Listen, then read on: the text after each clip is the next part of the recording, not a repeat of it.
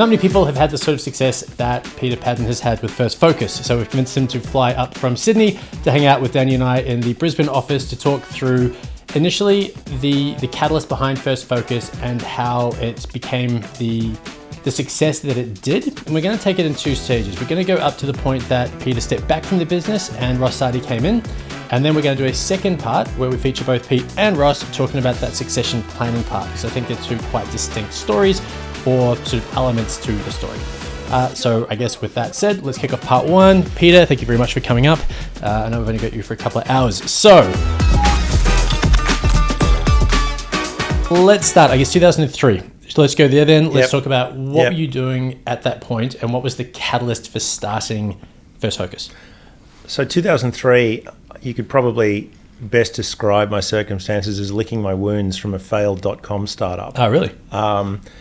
I probably go back a couple of years prior to that. One of those old people that worked in the .com boom. I thought I was going to become a .com millionaire, like a lot of people of that time. I was working for a fairly small IT business that failed in the tech wreck, and it failed because of a number of reasons. But I learned a lot in that process about how not to run an IT company or any business, in fact. And like over leveraging, we're talking about, or it was a lot of hype. It wasn't a lot of actual delivery. It was management heavy. It was overly reliant on a couple of customers. There's a lot of issues with that business, and it just wasn't profitable. Right.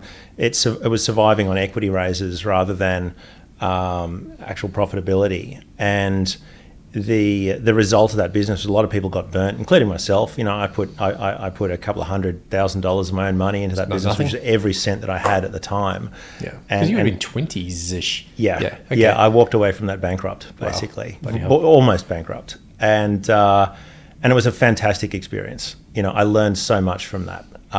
It was my mini MBA. It all sort of evolved over a 12-month period, but it left brutal me MBA. It was brutal. It was absolutely brutal. I'm a big believer in the school of hard knocks. I think, you learn your most valuable and most powerful lessons when damage is inflicted. And when that company went under, I spent probably 12 months after that. Thinking about what I was going to do next, absolutely determined never to work for anyone else ever again. Absolutely determined to do the best I could for the staff that were impacted by that company going under, because I was a director of that business. I was 23 years old when I joined that business, and I was a director, and so I was accountable to people for their livelihoods, and I saw a lot of people lose their jobs. So I spent a little bit of time connecting previous clients with previous employees and making sure that a couple of them at least had some work to do. I continued to do a little bit of work for some of the clients that I had personal relationships with.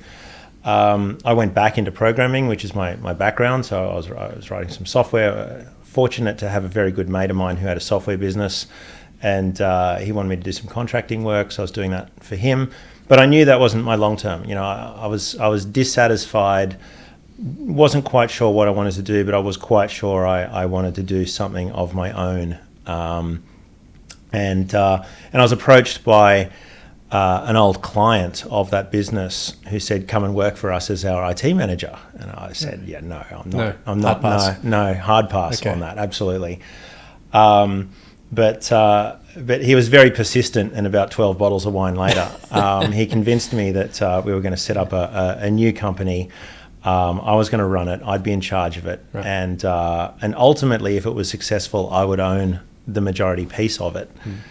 And he was pretty good at twisting arms. So that's what we did. And roughly December 2003, that company sort of kicked off, and it was spun off out of a division of the work that he was already doing.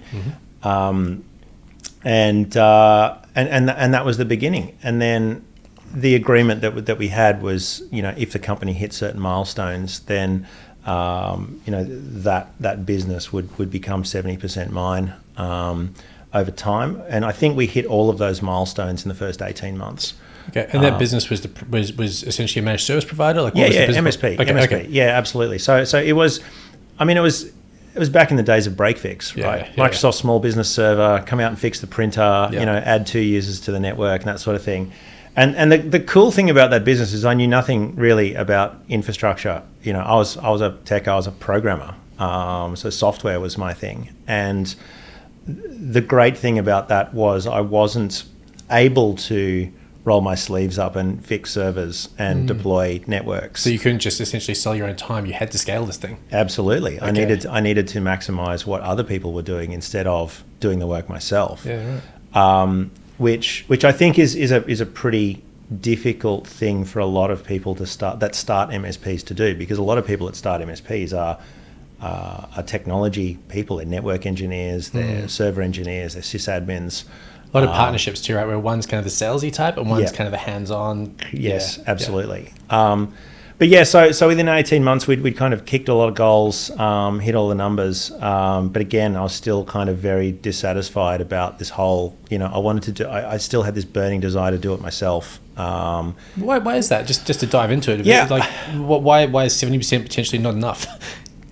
I think, it's a good question. Part of it, I think, is I'm quite an independent person. I think differently. I don't like to be questioned about things. Noted. I'm not a great team player. Right. I am absolutely not a great team player. So if all of this falls in a heap and I need to go out looking for a job, I'm going to struggle because, I think you'll probably pass that now. Yeah, hopefully, right. So there was a bit of that. There was also a bit of that company was started on the basis of providing IT support to small business, and at the time, I very much wanted to move into the enterprise space and take a lot of risks, reinvest all of the profits, live off baked beans, and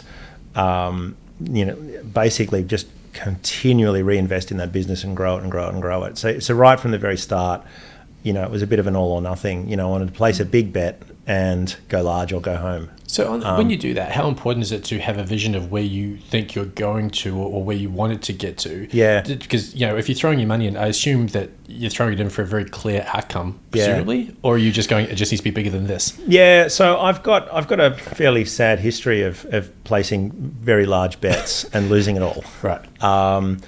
And prior to the first tech company, I was doing a lot of day trading on the NASDAQ, during the tech boom. Right. And that's very early on to be doing that. It wasn't as easy. There was no CMC or kind of easy platforms back then. 22 years old, figured it all out. Oh yeah. And had 3 screens that I'd rented from the UK version of Retrovision. I was living in London at the time, and so I'd hired these computer systems. I remember Retrovision. Yeah, right.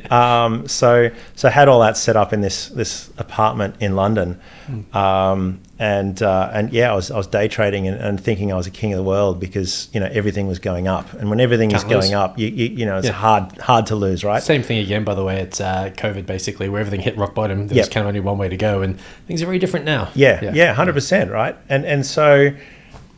At 22 years old, when you're making £100,000 in 3 weeks, money stops having as much meaning, right? It's crazy. Yeah, it's nuts. And then I remember sort of at the end of that, a mate of mine that I was working with said, "Let's go to Andorra on a snowboarding trip." Why not? And so I was like, "Okay, I'm going to stop being a trader and start being an investor," which has basically meant that I left all my positions open and went snowboarding. And I kind of lost about 2/3 of it in the space of a week. Oof. When the tech wreck happened, and then by the time so I ended up leaving London, coming back to Australia, and basically lost all of it by the time I came back to Australia, which was a brutal lesson. Yeah, that hurts. It does, right? I was sitting there thinking that I'm going to be a tech millionaire and this is going to be great, and then kind of lost everything. I came back to Australia. Got a job writing software again, fell into a fairly good gig, made a bit of money, fair bit writing some good software, and then plowed all of that into equity in this little .com company that I thought was going to be the next big thing. Lost it all again. Well, you really have had some ups and downs. So does that mean then that basic? So that's weird to me because, I would have thought lessons learned maybe, and then that when you had the first focus, the baby version of that, you'd be like, to throw it all in again, burnt, or is it just you believe? Did you always believe in everything you did so much that you just felt it was a good bet, or this particular time you genuinely felt that it was such a sure thing? Look, I think in life there are bets that you can make that. I'll go back a step. There's a book written by Annie Duke, who's a poker player, and fantastic book. And I'll play poker, love poker. There are some bets that you can make that are good bets, and some bets you can make that are bad bets. And whether you win or lose doesn't determine whether it was a good bet or not. A lot of people are outcome focused, so I'm not really that focused on outcomes. I'm more focused on the logic of the bet at the time. At the time, was it a good bet to make? And I think if the odds are in your favor and you've got very little downside, then you may as well, right? So the asymmetry of those bets is the thing that I thought that was the most interesting, right? I'm 21 years old. I've got no assets. I've got no responsibilities. If I lose everything, I don't care. I've got plenty of life ahead of me to afford to lose everything and start it again.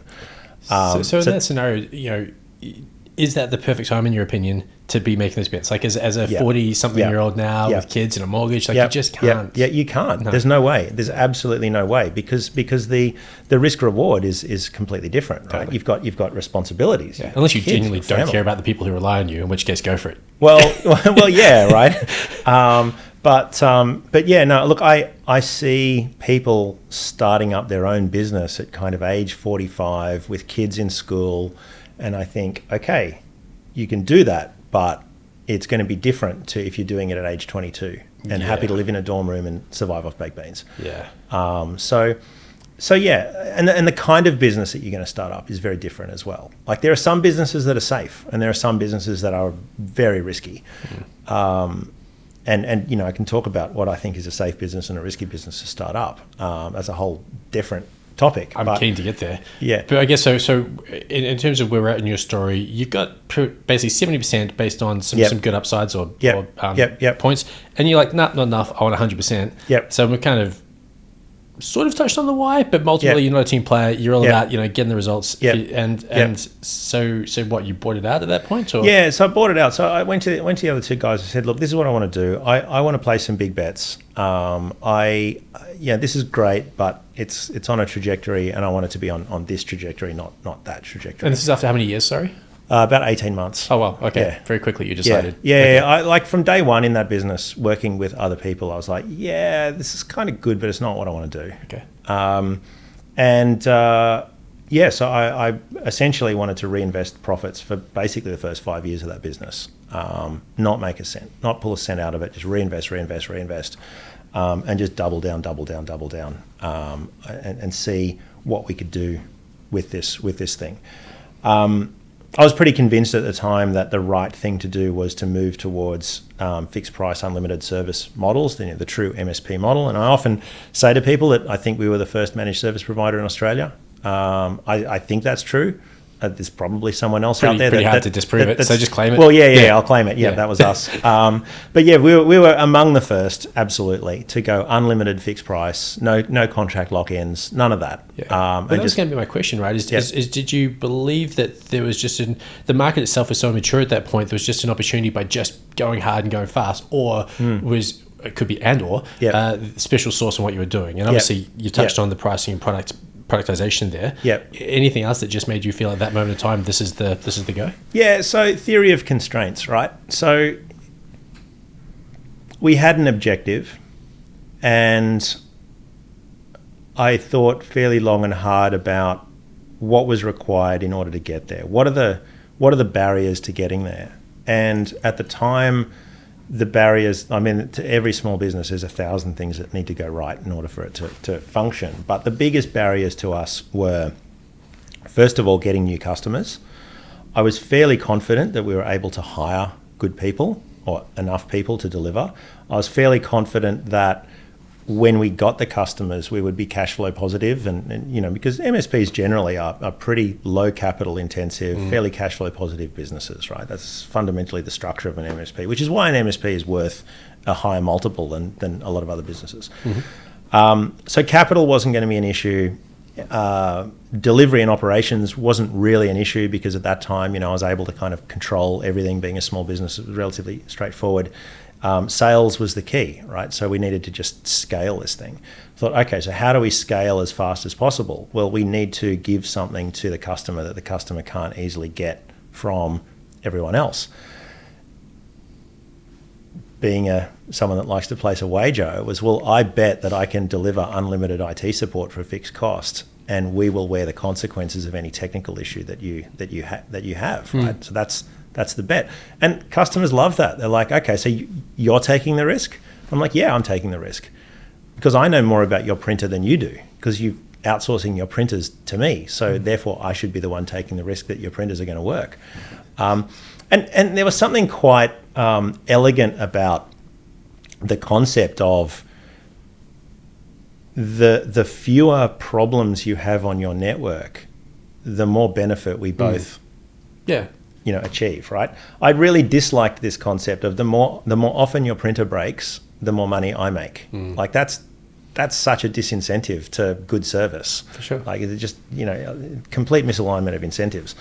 And you know, and I'd seen that before in previous businesses where, you know, the more IT problems a client had, the more money the IT company makes. The incentives are all incentives are all wrong. But my question there is, so presumably though, you need to have a certain type of customer there where they're receptive to proactive advice, to certain dynamic between you as a provider of services and them as the customer. So how important was it then? I know we're very clear about it now, but then how picky did you allow yourself to be in the type of customers you brought on? It kind of worked the other way. The customers that came on board were the customers that liked that sales pitch. Right. And so we were a small IT company in an ocean of small IT companies, all sort of vying for the same business. And everyone that was looking for a new IT company would go and talk to 3 or 4 companies, right? So I'm the guy that comes in and looks across the desk at the owner or the CFO, whoever it is that we're talking to, and I say, look, I'm going to take all the risk. I'm going to wear it. I'm that confident that we can deliver what we're going to deliver, that we will do it for a fixed price. We're not going to lock you into a contract. And they're like, what do you mean? How much? And you're like, I'm placing this bet because I think that we can deliver it. And again, from sort of previous experiences, I knew the value of a really good contract, which is almost nothing. If things fall apart, having the great contract that locks a customer in is a disaster. That's such a key learning early on. Like it took me probably too long in business, but realizing you're not going to hold them to it. No. The legal costs, if enforceable at all, just are not worth it. And what, you want to retain someone who hates you? Then it's going to be the worst day of your life every day coming into the office. Like, no. I mean, so I've fortunately and unfortunately had a few needs or a few times where I've had to speak to a lawyer to get involved in contractual disputes. And so I feel like I've got a reasonably good handle on how to run a legal dispute. And look, contracts are absolutely necessary. Sure. So I'm not for a second saying never have a contract. You need to have a good contract. But way more important than a good contract is a good relationship with a client. And I was placing a bet that by essentially having good relationships with the customers and being honest and being upright and admitting a mistake and being brutally honest and just going in there and saying, we screwed up. Sorry about that. We're going to do what we can to fix it, but that was our bad. Or going into the client saying, no, we didn't screw up. What happened was we told you to do something, you didn't do it, and so now we're going to charge you for it. But even being able to give advice like that comes off the back, or feedback like that comes off the back of a strong relationship. Yes. You can't have that conversation with someone that's going to have their ego bruised or whatever, right?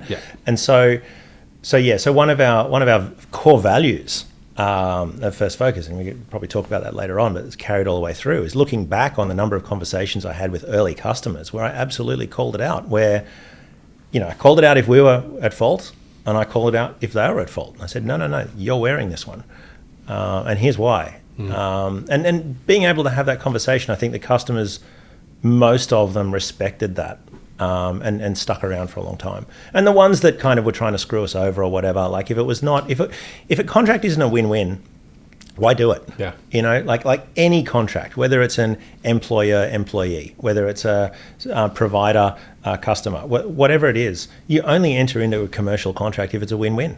Yeah. If both parties are winning, and if both parties are not winning, then why do it? Just walk away. Yeah. So I guess, you know, as you get bigger too, it's making sure that everyone who works with you understands where the win is for both parties and can articulate that well. Absolutely. So, okay, I want to sort of keep on the timeline if I can. So you've bought out for 5 or so years, you put every bit of profit back into the business, you built it up. Yep. What scale are we talking about? So we started 2003, we're getting towards 2010, 2008, 2010. Yeah. Number of staff, kind of, where's it at? Yeah, so we reached several plateaus in the journey to get to where we are right now. And the first plateau was around 15 staff. I had one person in accounts. I had myself. I had one person who was mostly an account manager, and then everyone else was technical. And I was essentially managing all of the technical people. So I had 14 direct reports. Yeah, cool. Yeah, that sounds right. fun. Yeah, not cool. No. So plateau number one, you know, how many direct reports can one person handle? And the number is a lot less than 14. Yeah, there's a lot of debate around that. Ken, you thought of this too. I mean, it used to be old school thinking was 7-ish. You know, Ross and I have had some conversations around this. Where do you sit on using all the tools at your disposal? Good management practice. What's a good number? Depends. That's the answer to everything ever. Yeah, it is, because it's true, and it does, and Yeah. it depends on who they are and what they're doing and how systematized the work is, and. Yeah. It depends on, for instance, are you enabling your direct reports to come on a journey of growth and learning and mentorship? And if that's the case, then probably 4 or 5. Right. Yeah. Are your direct reports doing a role that is relatively well understood, relatively proceduralized? Then you could probably do more with good tools and good systems, right? So I think it depends a lot on the culture of the business and what you're doing, and it depends on the role, depends on the people. Yeah, I agree. Look, and you know, I can speak to that a little bit recently. Like when we first came back this year, you know, it was quarterly review time and quarterly goal setting and professional goals, and it does take time to actually go in and look at, you know, people's progress on their previous professional goals, talking about what they've got now, how we're going to track that, what does the finish line look like. They aren't small bits of work, and they're very important to the people who are reporting to you. So it's, I agree. Like it really, if you're putting in the work and really trying to create a situation where that person is striving towards something and growing, it takes time. Yeah, 100%. And so when we got the business to that size, it almost died twice. Third time we didn't die.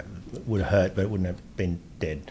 We almost died twice. One of those was as a result of 2 key employees resigning on the same day. When you're at that 15 people scale? 15 people scale. Oof, okay. Yep.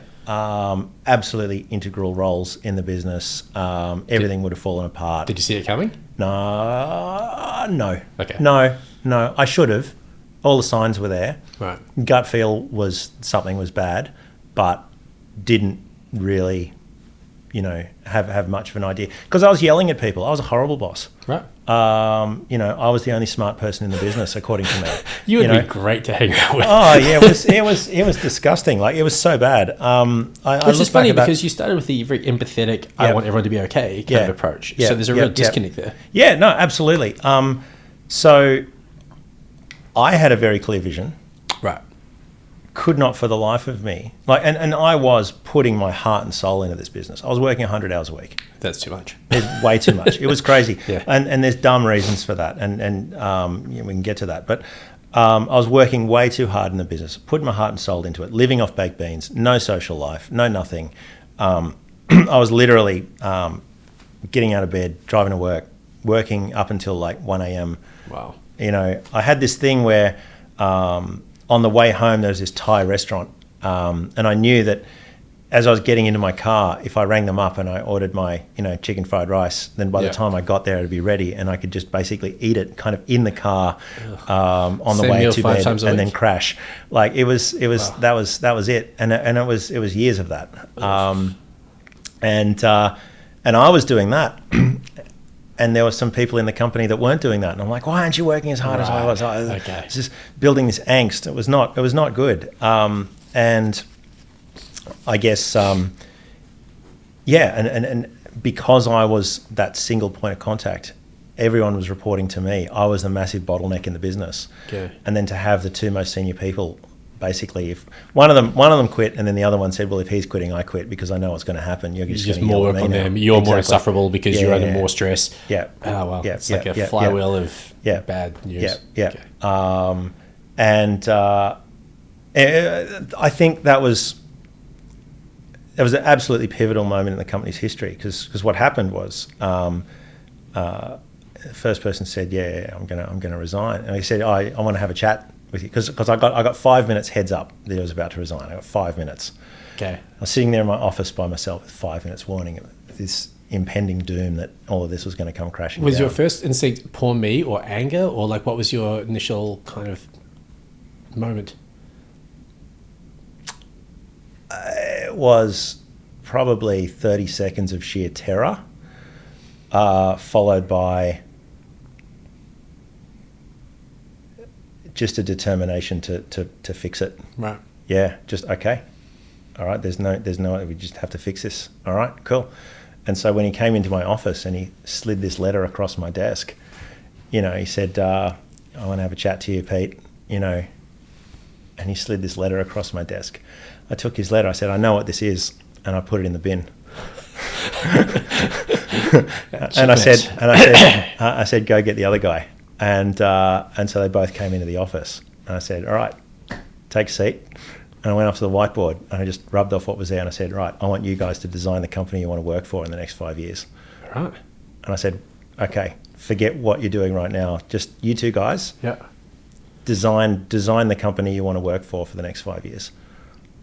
Wow. And they were like, what do you mean? I said, all right, it's just, where do you want to work? Like, what does it do? What does the company look like? How many people are there in engineering? How many people are there in networking? Like, just design that business.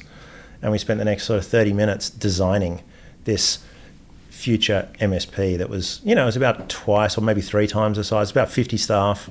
I was like, okay, and where do you want to work? What sort of office do you want to work in? What sort of clients do you want to look after? And we just ran through this, and it was just completely off the cuff. I had no idea where I was going with this.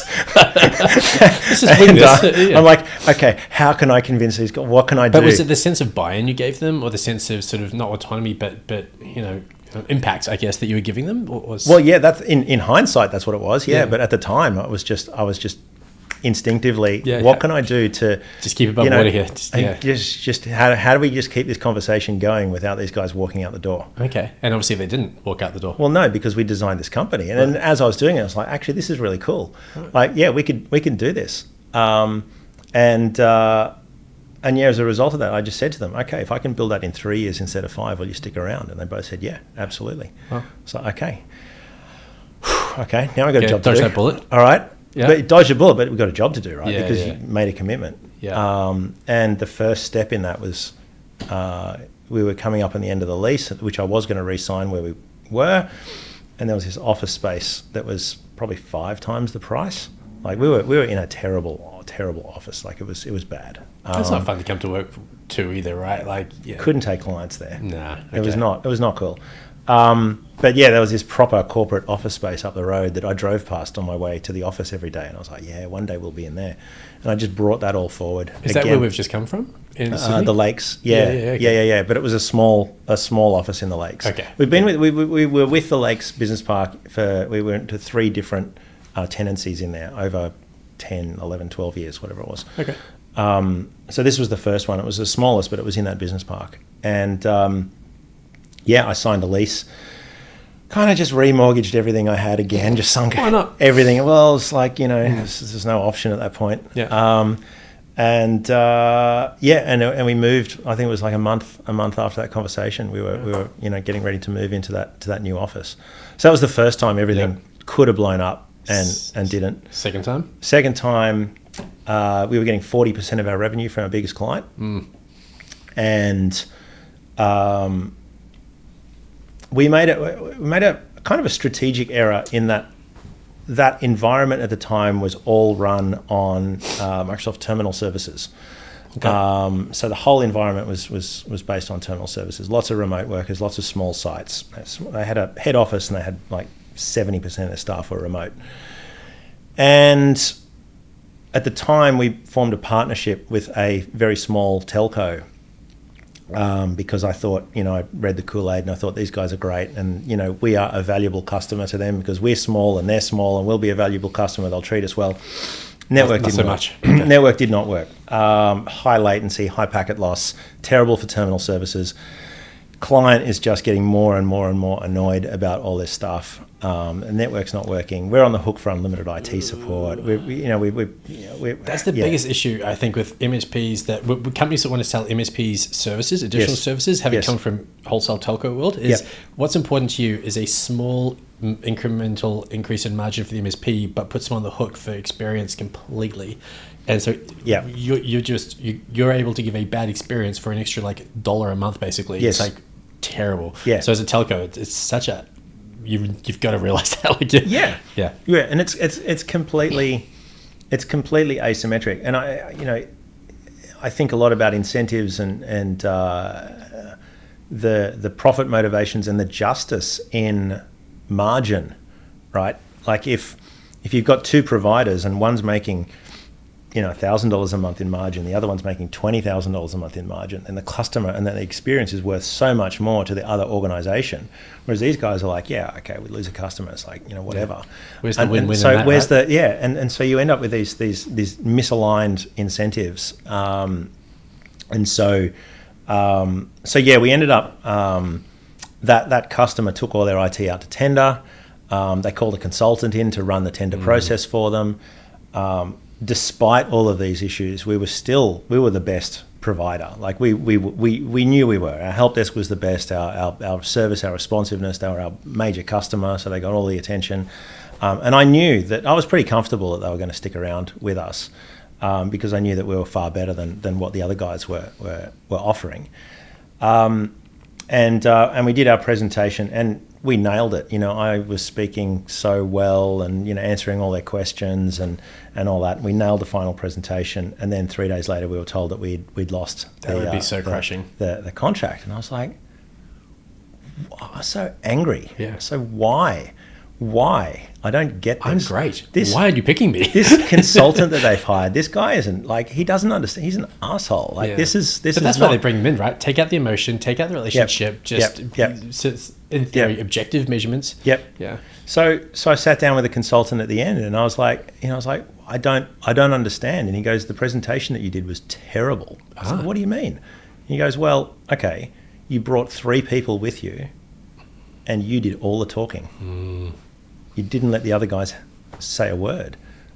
I was like, but I said all the right stuff. But that's not fair.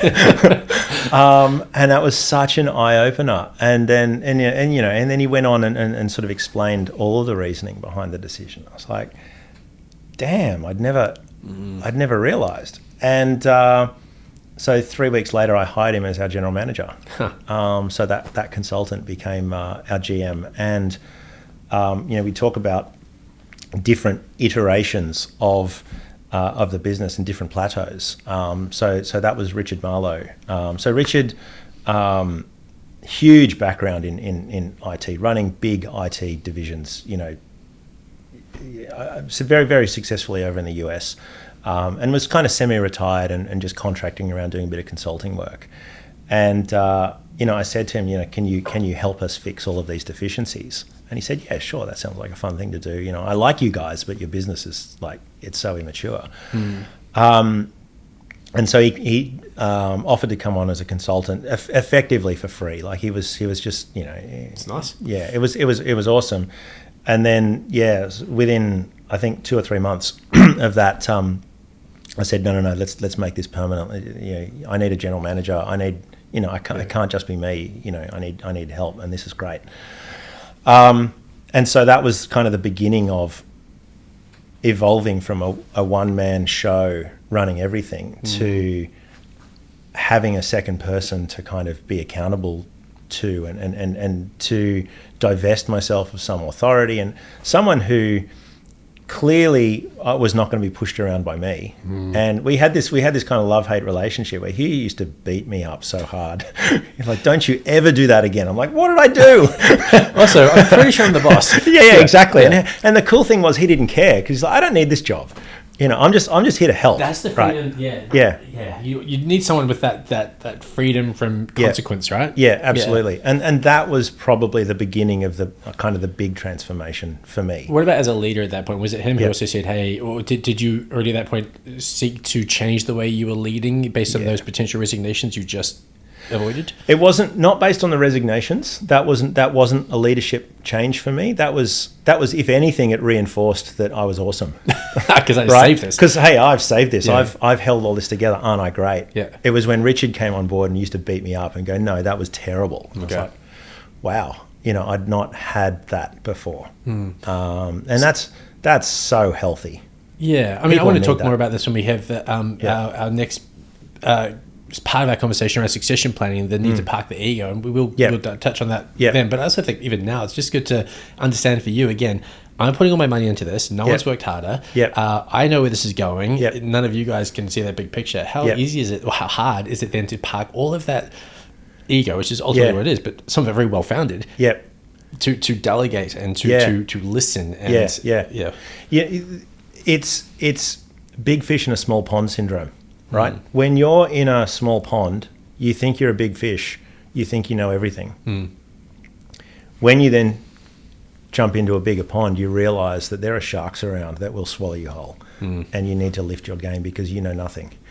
And there were a couple of things that I did in life to jump into that bigger pond. And it's really confronting to go from, you know, being the boss of a small business where, you know, you're pretty confident that you know what you're doing. You've had a little bit of success. You know, you've got some people that you can kind of, you know, control and order around and all that. And then you take a step up into a bigger organization. And a lot of that was just getting older as well. Like I'm still pretty young at this stage. I was still sort of 26, 27 years old. Because I did the same thing where it was, there was a period in my life, probably in my late 20s, early 30s, where someone would say, do you want coach? I'd be like, I don't need your help. Like, I know what I'm doing. And then in my mid to late 30s, I was like, I'll absolutely take that help. And I am so happy to learn. So maybe it is, at least to a certain extent, just part of, as a man, maybe just that frontal lobe development. I don't know. It's that, it's maturity, it's confidence, it's all of those things. It's insecurity as well. Definitely. You know, you if you are desperately insecure, and you know, when you're 26 years old and running a business and desperately trying to be credible, to then say I need a mentor is a hard thing to do. But when you've seen what good looks like and know that you're not there, that's also confronting.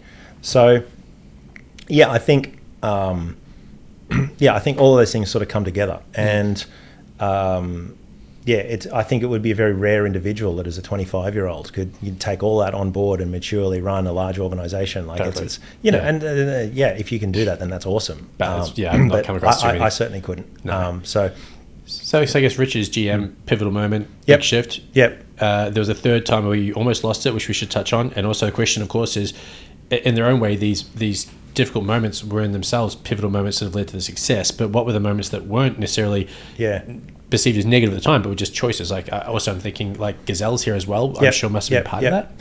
Yeah. So something else that was quite pivotal to me was joining YPO, Young Presidents Organization. So again, that's a really good example of stepping into a much bigger pond. So to join YPO, you need to have a qualifying business.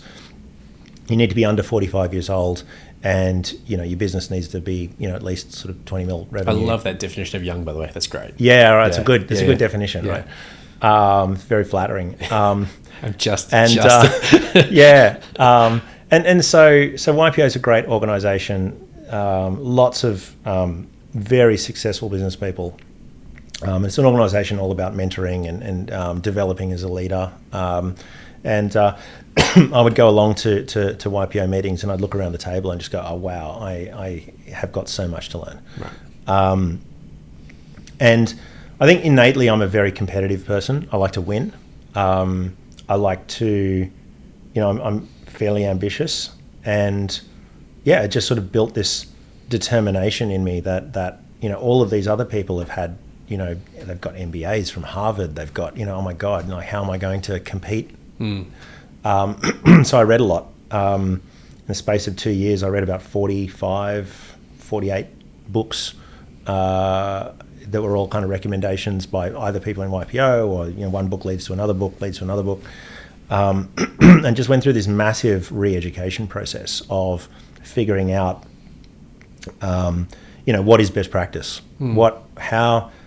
How do you become the best leader of a business that you can be? And learned so much in that process, and kind of realized a lot of the things that I was doing wrong and set about fixing them.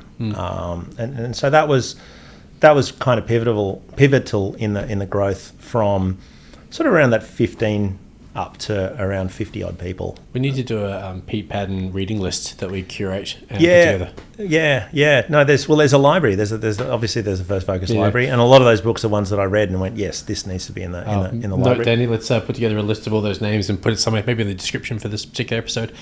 Okay, so that's one key pivot. What else were the things that, and also whereabouts the timeline was that? So we're sort of up to roughly 2010. Let me think. So 2010, what are we, 2025?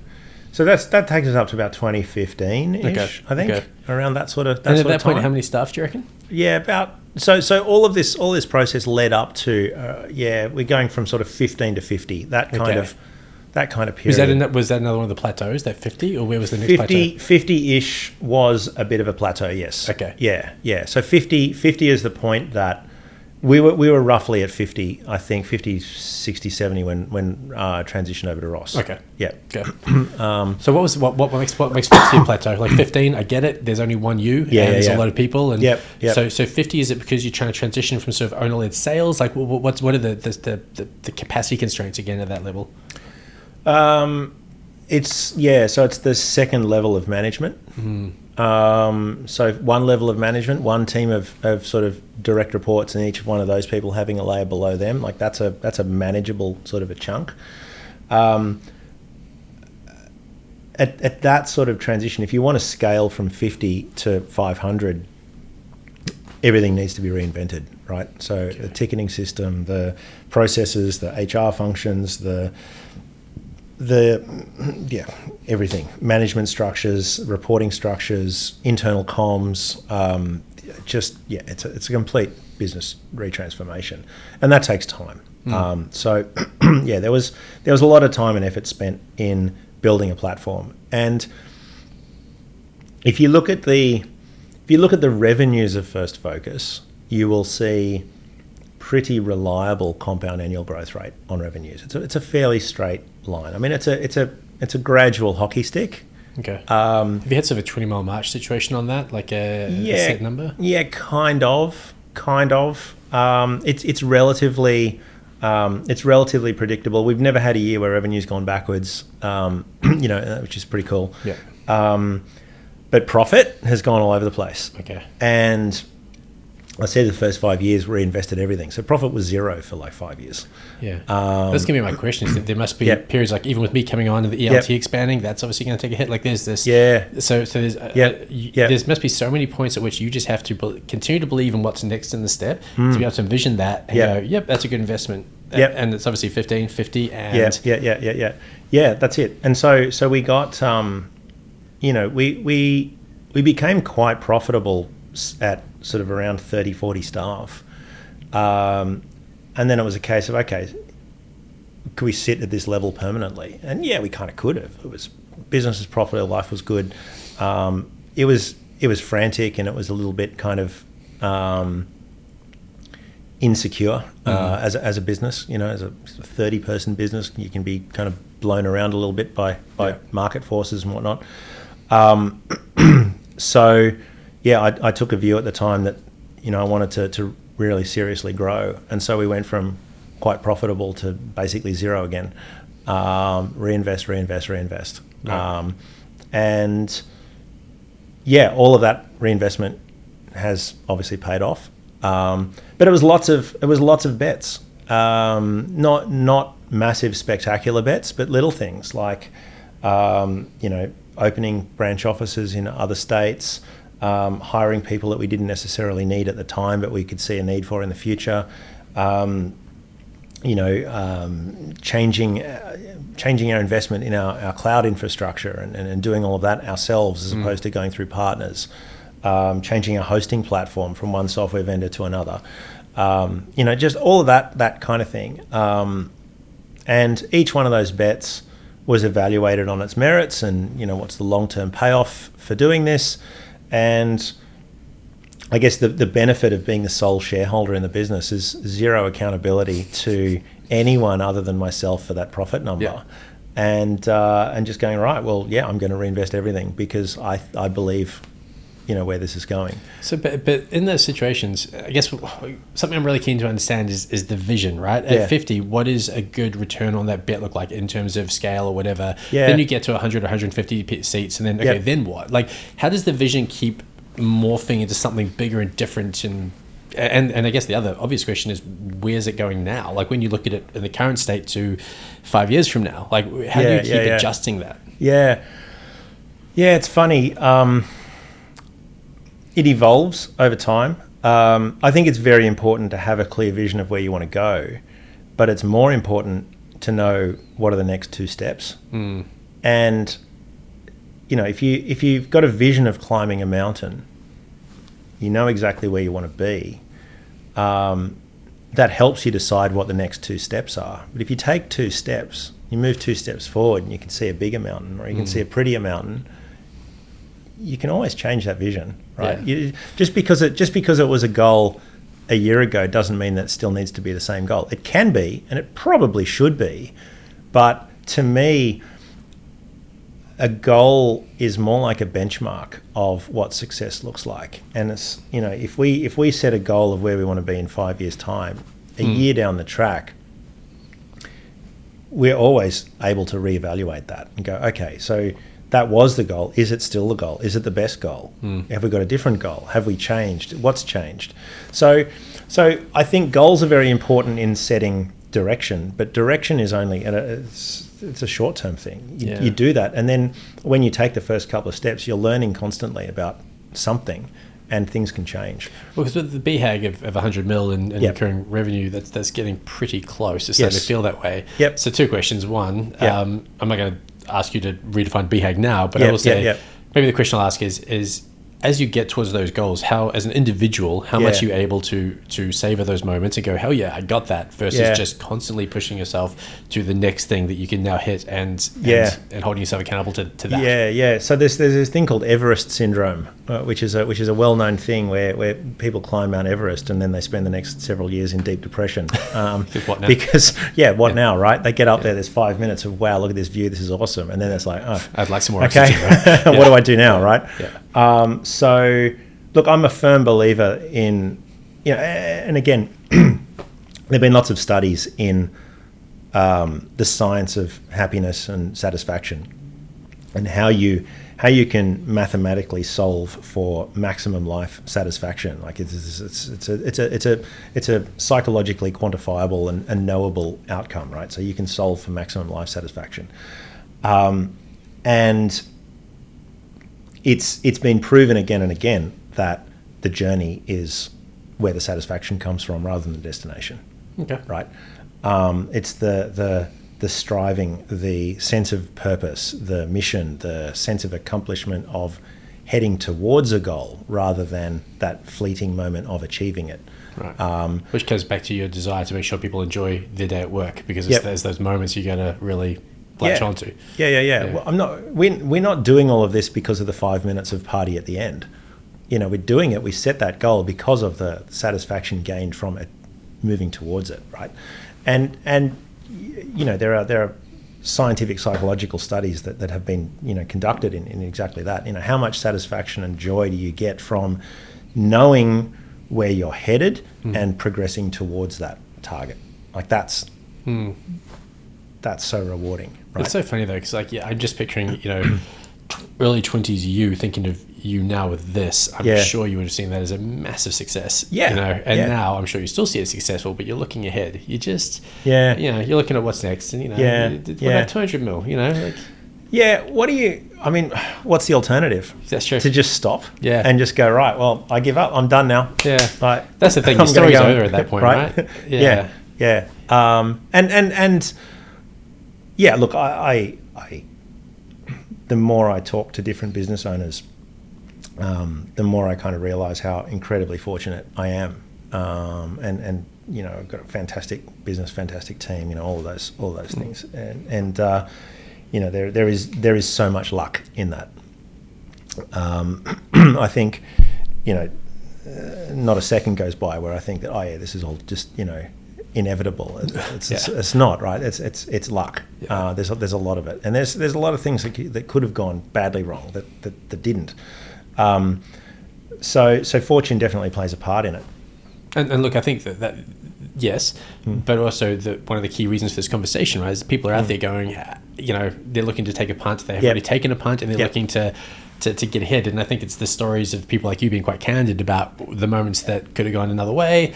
Why have you been successful? That's what I think the value in this chat is. It's bloody hard to do. So I'll tell a story. I went to this executive education thing. It was called A Taste of Harvard, and they had one of Harvard's top MBA professors come out to Australia and do a lecture. And it was a lecture on strategy. And he was talking about strategy of some well-known sort of Fortune 500 businesses, and some case studies. He asked a bunch of questions. I remember sitting at the back of the lecture hall, kind of confused and a bit concerned, thinking, we don't really have a strategy at First Focus. And I grabbed the lecturer at the end of it, and I said, I don't think we've got a strategy. I don't know what our strategy is. We're in a highly fragmented, highly commoditized industry, managed services. Everyone is selling similar stuff, I don't know how we can differentiate. He goes, okay, well, tell me about what you're doing, and I sort of described it a little bit, and he said, I know what your strategy is. I said, okay, well, tell me. He goes, you've got a very clearly defined, very not unusual, but it's a fairly rare strategy that not many organizations do, but can be very, very successful. I said, well, tell me what it is. And he said, your strategy is to maximize your return on luck. I was like, what? And he goes, your strategy is to maximize your return on luck. I said, okay. He said, every business will experience over time the same amount of luck. Okay, so good things will happen, bad things will happen to every business. The businesses that experience good luck and are able to capitalize and maximize the value of that luck will, in hindsight, look luckier than the businesses that can't. I said, okay, because so the way that you've done that is you have over-engineered your systems. You have built additional capacity where it's not strictly necessary, with no defined purpose other than knowing that it's going to be useful at some point. Things like opening multiple branch offices in multiple cities, which is an expensive thing to do unless there's a really good reason to, but we did it just because we wanted to be at the right place at the right time if something happened. If we had have got a client that had a big office in Brisbane, we're Sydney based, hey, we've got an office in Brisbane, bang, we're there. So that we had made all of these decisions to kind of flesh out build this solid foundation for the business, so that when we incurred the same luck that everyone else got, we were able to capitalize on that and rapidly pivot to take advantage. Well, even you working to be the 100% shareholder is part of that, right? Yes, 100%. Rapid decision making. Yeah. Can choose at the drop of a hat to wipe out our profit target for the year and go down a different path, right? So all of these things kind of lead into incredibly agile decision making, flexibility in technology, having excess internal capacity to kind of pivot rapidly, all those kind of things. So strategically, that was one of our defining characteristics. Must be nice to know that you'd always had a strategy. You just didn't know how to succinctly kind of state it. Yeah, that's funny. Like, some things just feel right, and you just do them because it just seems like a good idea at the time, and then in retrospect you can put a label on it and talk about how smart it was. That's true. Yeah, it's just retrospectively applying labels is the easiest way to apply a label. Yeah. That's interesting. Okay, cool. Look, I'm conscious that we're about 45 minutes in, and I don't know how many people will watch all the way at the end with attention spans being what they are. So what do we want to talk about? I guess I've got a couple of last questions here I could throw in. I guess if you were, I guess we'll do the generic sort of, okay, someone 20 odd years old starting today, have the same ambition you have, maybe the same resources you have, what would you tell them to do differently that you didn't do, or to do that you did do? Like, what are the key bits of advice you'd give? Yeah, look, it depends on who I'm talking to, and I think it's tailorable to different personalities, right? I think everyone benefits from advice. It's what advice does each person need at the time. One of the things that helped me the best, and one of the books that I would highly recommend, is a book called Multipliers by Liz Wiseman. Okay. And essentially, so Liz was the head of HR at Oracle, massive fight with Microsoft over SQL Server versus Oracle, fight for talent. How do we get the best people? How do we get the most out of our people, right? So these are two organizations that can literally throw billions of dollars into figuring out how to hire the best people. So she wrote a book. I'll boil it down in a nutshell. Stand at the back of the room, not the front of the room. Okay. Yeah. If you're a very smart person and you want the best talent, and you stand at the front of the room with a pen in your hand next to the whiteboard, writing stuff down on the whiteboard, all you are doing is preventing everyone else in the room from thinking. If you stand at the back of the room and just shut the hell up, let good people do good work and get out of their way. Empower them, give them the tools that they need to get on with their job. And your role is to support and course correct. It's not to tell and dictate. So it's your fault that Ross just sits there in silence waiting for us to come up with the answers. Cool. Good. Yeah. But that's the thing, right? Like, for the longest time, I was so frustrated that it felt like the only person that could make an intelligent decision in the business was me, until I realized that I had caused that. Right. I had caused that because I had, taken away all the opportunities for other people in the business to do their best creative thinking. Right. And as soon as I got out of the way of that, and it's a hard thing to do for someone with a big ego, and just take a step backwards and let people do what they're going to do. Yeah. People are smart. People will figure it out. Some people are smart. Well, people will, some people, but and people will make mistakes as well. And if someone makes a mistake, that is not reason to come down on them like a ton of bricks. It's a learning process. I mean, God knows I've made enough mistakes in my life. I guess it's just patterns, right? It's the ability to learn from mistakes is I think the key thing. Yeah. So that would be the biggest lesson that I would say to my younger self would be that. Other people, there are very dry and mathematical lessons, like how to run a business on a balance sheet rather than a P&L. I mean, that's a whole topic in and of itself. There's finance books that you can read that will sort of answer that one. It's essential reading. It's not fun reading necessarily. Yeah. Like there are ways, how to. I've never really had a problem getting in front of clients and selling stuff. I think some people are good at that and some people aren't. If you're not, you need someone in the business that is. Yeah, right. If you are, then you should spend most of your time doing that and let other people do other things. I think that's from an enterprise value perspective, particularly for MSPs, but I think almost in any business, moving past owner-led sales is a massive driver of EV, right? Yeah. And so it seems that for a lot of founders, you've got the most motivation. You can make things happen that you promised to a potential client. You're more motivated. You know the market. You've probably got business acumen that means you can speak from a very equal, I guess, standpoint to the person you're speaking to. It's quite hard to replicate those things, but it is. Yeah. But tangent. I guess probably last question before we take a break and we come back to do episode 2 on succession planning and actually going through that process. Yeah. But I was just thinking there. So you've made some mistakes that you look back at and you go, yep, had to happen, learn from this, whatever. How hard is it not to beat yourself up? If I hadn't done that, I could be 50 mil better off now, or whatever. Like, you know. So about 10 years ago, I remember very, very clearly getting in my car and driving to the office with every intention of putting 50 grand into Bitcoin at $300. And I got to the office and I was looking at, I can't remember the brokerage, like Binance or something. It was 10 years ago, so it was something dodgy. And I had 50 grand sitting there in a savings account, and I was trying to figure out how to do it. Phone rang, client's network's blown up. Oh, God, okay, all right, I'm coming. You know, got in the car, drove out to the client, stood there in the middle of their office while all their staff weren't working, took all of the abuse, had a horrible day as, you know, the guys were scrambling. It was, you know, telco network was down, something like that. Great. I ended up not buying the Bitcoin.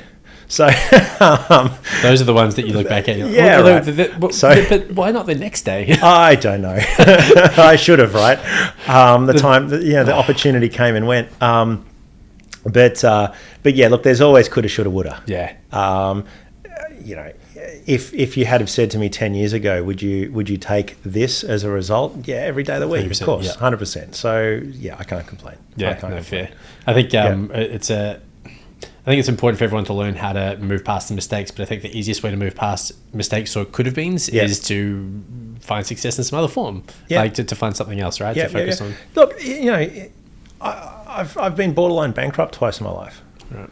You know, you don't get progress without pretty harsh lessons. So, you know, value the failures.